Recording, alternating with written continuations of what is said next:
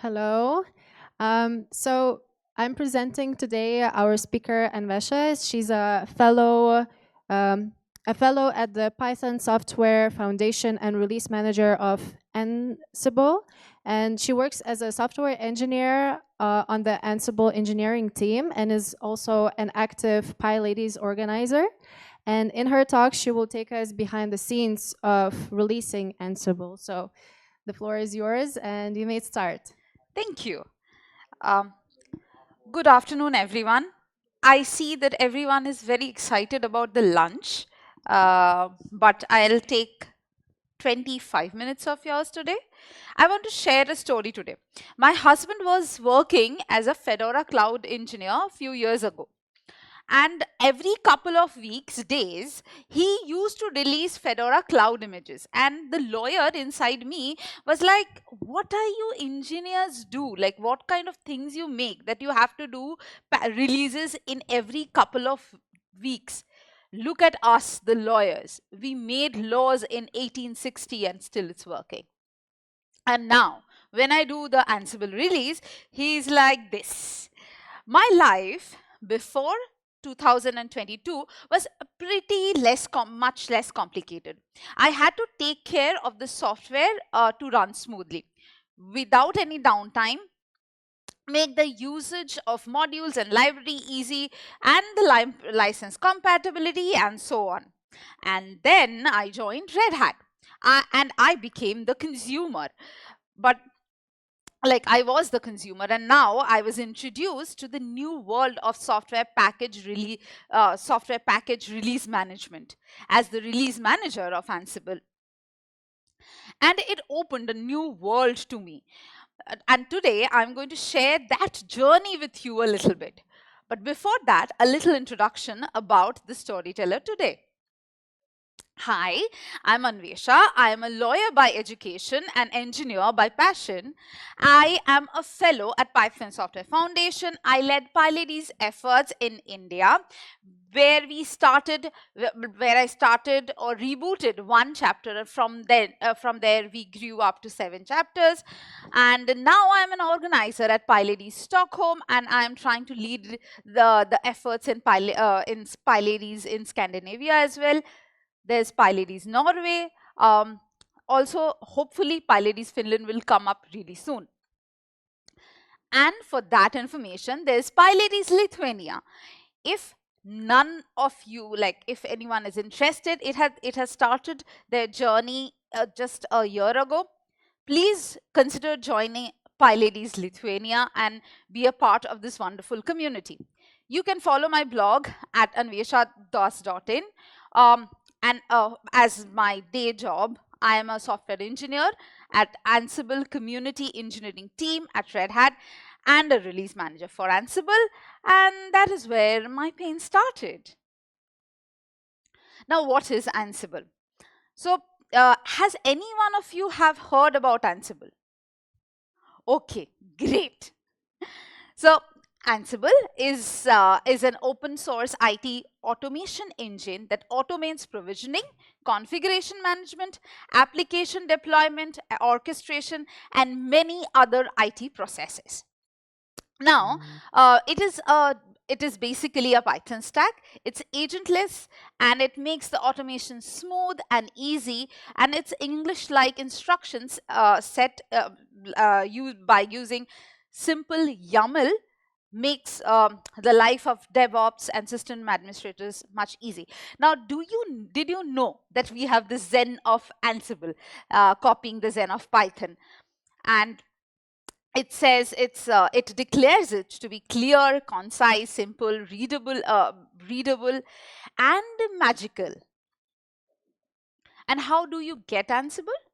This is how most of us install Ansible, like with this command. This is from this command you can download the pre-built wheel from PyPI. And this is the topic of our talk today, and how we get Ansible into PyPI. But before that, a little halt, and let's figure out what is PyPI. So I'm essentially guilty of preaching to the choir. but still, the definition, the Python package index is a repository of software for Python programming language. PyPI helps you to find and install software developed and shared by Python community. The manual workflow for uploading any package to PyPI was like this: is to create you have to create a PyPI token and then use the token to upload the package to PyPI by specifying the username and the token, and then use Twine to upload the package to PyPI. This was the traditional way, and we used to follow the same in Ansible. Now, as a part of my job, like as I said, I was building Ansible. So how do we build Ansible? Essentially, there's a tool called Ansible. It's a naming convention. So what is Ansible? Ansible is a customized playbook, or customized playbook, of course, Ansible playbook, to release Ansible. So we release Ansible with Ansible. Now, Ansible downloads the latest Ansible core, the engine, and then there are 95 plus different Python modules which we call collections in Ansible ecosystem from different, and we get all these sources from different location, create a tar, and then finally create a tar and the wheel for uploading it to PyPI, and this is all done by Ansible. And now to upload the wheel file to PyPI, according to the traditional process, what we had was every release manager needs to have their personalized token in .pypirc file in their home directory. This means we have to add everyone, like every release manager or every member of the release management team in to the project in PyPI. And this is a process, this whole process is hugely overscoped. That also means that that there is a chance of leaking the token from someone's computer, which is a security risk, a huge security risk at any given point of time, especially in a community maintained project and in a project which is such a large scale. This is where the trusted publishing comes into help. Now what is trusted publishing? Trusted publishing is a term for using OpenID Connect standard to exchange short-lived identity tokens between trusted third-party service and PyPI. This method can be used in automated environments and eliminates the need to use manually generated API tokens to authenticate with PyPI when publishing. Now, honestly, I do not know how OpenID Connect works. I do not want to know, but I trust the people who have implemented it. Now, let's check what is this trusted publishing in PyPI and how it works together. The trusted third-party service, there are certain third-party services which are which have the permission, these third-party services can be GitHub, GitLab, and there are several, like 2 other options as well. So let's take GitHub for our example now. The GitHub job generates an OIDC token. That particular GitHub job, which we have set, sends that OIDC token to PyPI. That's the second step. On the third step, PyPI verifies the OIDC token and returns a short-lived PyPI token. The GitHub job uses the PyPI token to upload, like that short-lived PyPI token to upload the package to PyPI. So there are huge benefits for this trusted publishing. The user configures the trusted publisher and something similar to an authorized body. The legal terms keeps humming on my mind. This is the authorized body in PyPI. The configuration specifies who has the permission to upload a package to PyPI. Now, this who it can be like CI workflow in a specific GitHub or GitLab repository, like the third-party service. The CI job then runs from that repository will be able to upload the package without needing a user to provide a specific secret, the API token. This whole thing makes the process more secure, more trustworthy, and sustainable. Now, let me show you an example. So I have created this small project to showcase you the whole thing. Now, to enable trusted publishing on your project, you have to fill up the owner name, which is Anwesha Das in this case, the repository name in PyPI, and also the workflow file name, that is release.yaml in this case. In this project setting page, you have to set all these variables. And if you if you look closely in the GitHub action workflow file, which I have created for this project, we need to add the right permission for the ID token to upload the package to PyPI. Since I am uploading this package to test PyPI, you have to provide the repository URL, which you can see like at the very bottom of the slide. But if we were not doing that, we didn't have to provide that. Now, let's see an example in the real life, like what essentially, like how tough is the process and how much time does it take. So,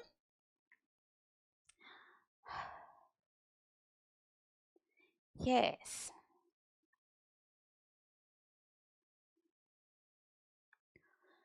So here is so I am doing apparently a version release. So I'm just going to change the version. I'm going to go to the edit mode, edit this file.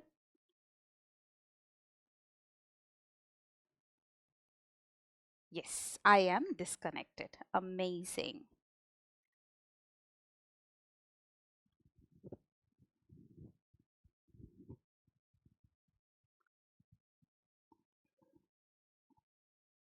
Mhm.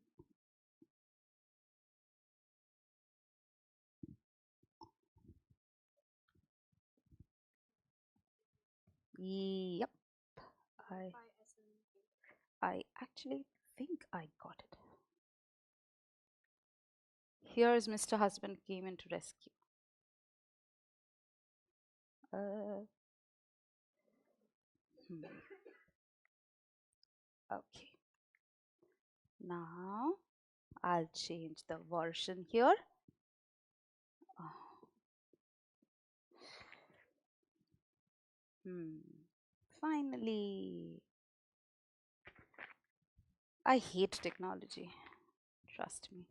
Then I'll be doing this commit changes. I'll commit the change.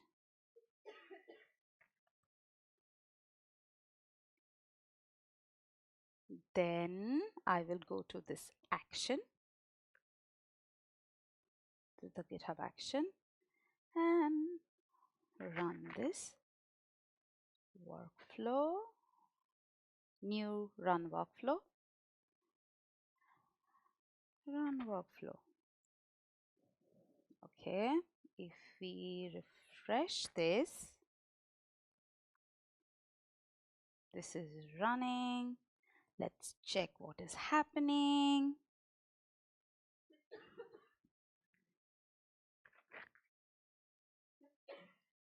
Hmm. Rebase the test post release. Okay. It's running.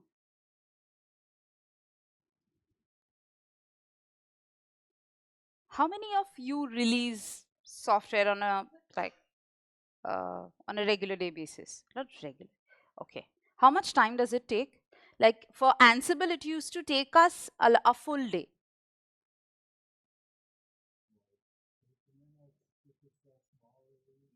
It's a small, and if it is a like big one, the major release, major version.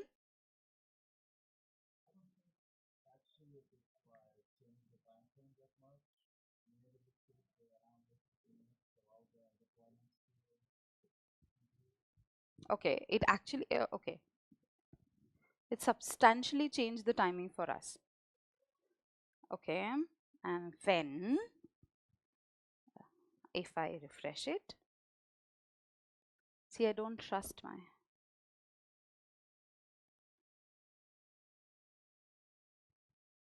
There's a newer version available. Yay! Amazing. Now, what did I do in real life, like with Ansible? So let's check that.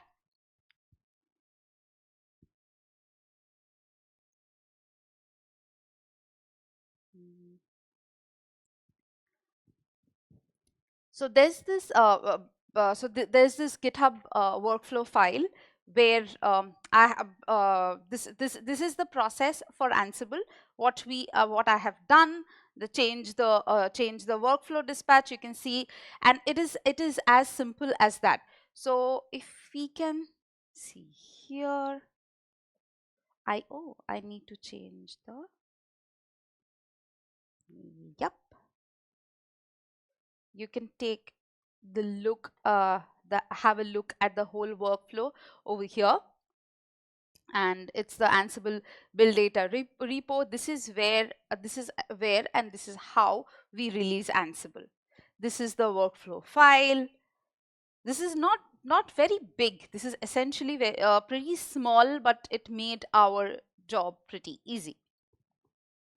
Now, in this whole process, I have learned a few things which I think is more important than coding in general. That is how to communicate with people.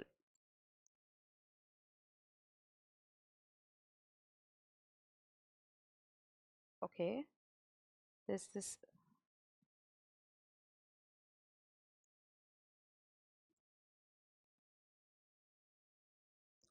Yes, how to communicate with people. So there are several PRs which were like there were some 140 comments in each of the PRs, and there was conversations which were happening on several channels. This made me think people are very touchy, and people feel very sacred about their release processes or their technology in general. Every time people think that they have created something which is very close to them.